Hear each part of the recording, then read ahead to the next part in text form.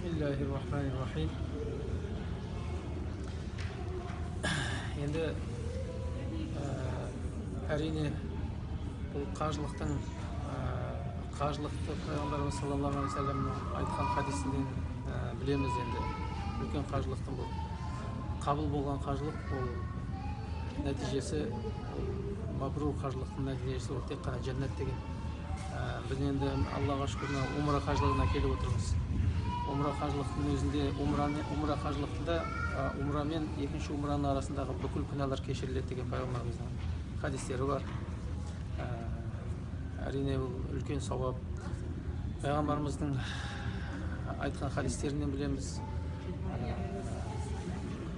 Кағбада намаз оқығанның 100 000 есе сауап екен. Бүкіл енді мұсылмандар біледі. Сол үшін ағылып келіп жатқаны сол.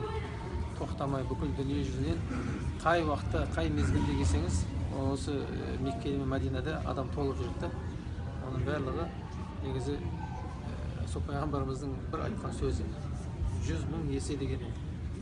Пайғамбарымыздың мешітінде 1000 есе бір намазыңыз мысалы.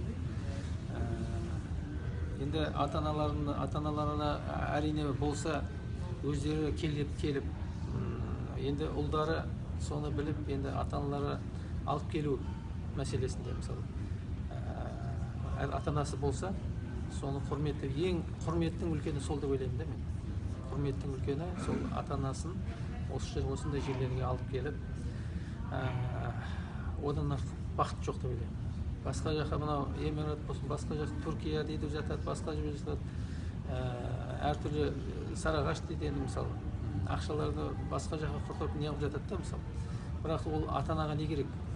Ата-анаға ертең баратын жерін белгілі, бәріміздің де баратын жеріміз белгілі. Демек үлкен кісілердің. Олар осы жерге келіп рухани ләззат алғаннан кейін, рухани адам ләззат алса, рухани адам толық болса, одан артық ешқандай бақыт керек жоқ та. Өйткені баратын жеріміз тек қана Алланың алды. Күнәміз кешіріліп баратын болса, Алла тағаладан қабыл болған қажылықтар болса, одан артық қандай бақыт керек?